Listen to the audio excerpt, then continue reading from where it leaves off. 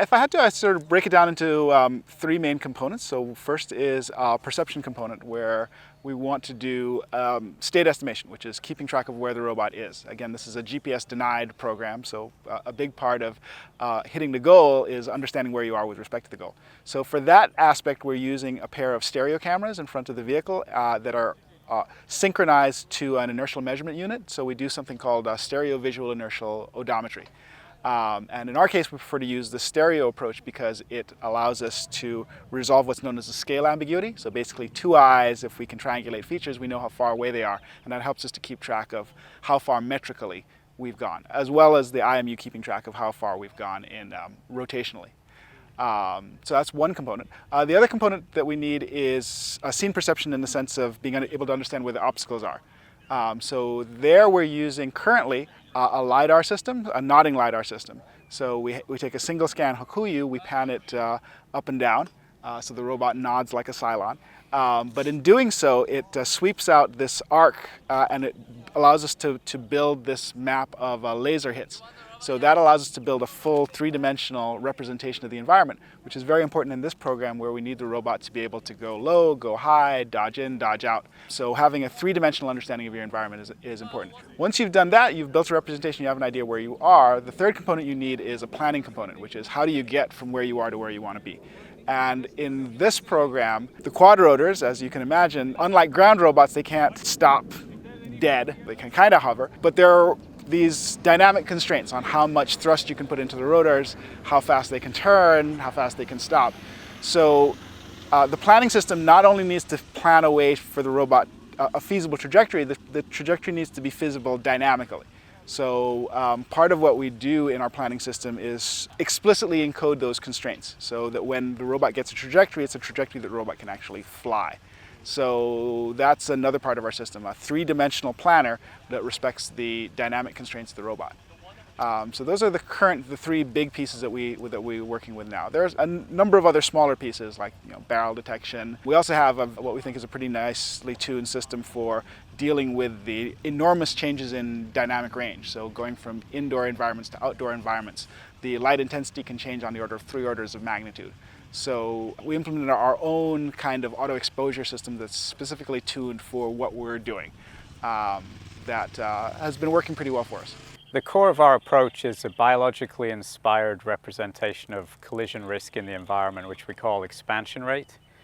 And mathematically, expansion rate can be computed from a single camera, and it's equivalent to time to contact. So when things are a high collision risk, they have a very small time to contact. When they have a low collision risk, they have a high time to contact. So we incorporate that into a relatively simple reactive controller called the steering field. And that's how we reactively fly around, avoiding trees, obstacles inside, buildings. We combine that with a planner which we call a topological graph planner, which gives us a global representation of the environment to allow us to, for example, fly towards a door when we see the door, then enter the door and look for the specific goal object that's been defined by the government in this series of tests.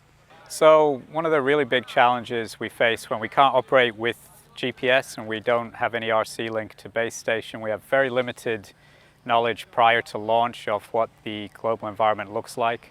We have a very coarse overhead map, but no GPS reference for that map. It's very difficult to construct a mission representation that allows you to really tell an autonomous system what to do. So one approach is to very precisely measure your start point and where you travel, and if you assume you know where your goal is relative to that and you precisely measure, you have a good chance of getting there. A different approach, and the one we're taking, is to try and work out what are the visually distinctive things that are generally available in most environments. So if we know a mission is going from outdoors to indoors, we know there is a door. So we can look for that door, and that gives us essentially I'm going to say position fix. It's not strictly a position fix, but it gives us enough information that we know we are entering the building if we go through this door. And so the first thing we're looking for in the missions that go outdoor to indoor is the door. And then from there, we're usually looking directly for the goal.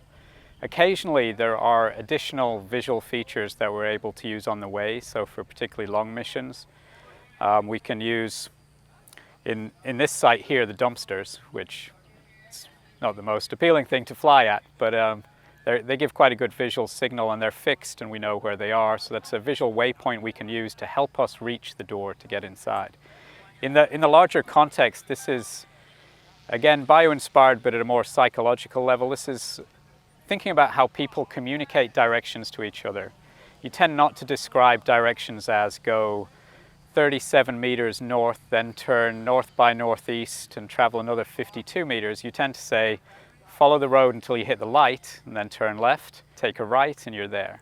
And so we're trying to mimic that kind of capability and that way of communicating a route plan with an autonomous UAV so that we can hopefully take these to environments where radio, GPS, and accurate maps are not available, but we're still able to operate effectively. Our approach to the problem is kind of a middle ground between two other approaches. So standard approach to any kind of autonomous navigation is generally, especially in a GPS-9 environment where you not necessarily have a detailed map ahead of time, is you use the sensors to build a model of the environment, build a map, and then optimize the trajectory through that. That's worked very well for a lot of systems, but can be very computationally intensive. The other end of the spectrum is very lightweight processes that are just using instantaneous sensor measurements to make a best guess of which direction to go. There's a lot of bio-inspired representations work that way, but oftentimes it's really hard to recover from errors, find yourself in a dead end. You need some sort of higher level reasoning to get to true autonomy. So our approach is to sort of forge the best of those two approaches. We make very fast, instantaneous predictions about the world and what are good and bad motion strategies.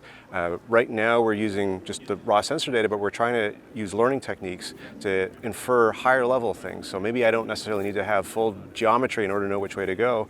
I can look and see this is probably a road, and a road's a good thing to travel down. I'm going to follow that. But at the same time, we're building the representations that allow us to make global decisions so we don't get stuck in dead ends. So it's kind of a hybrid between those two.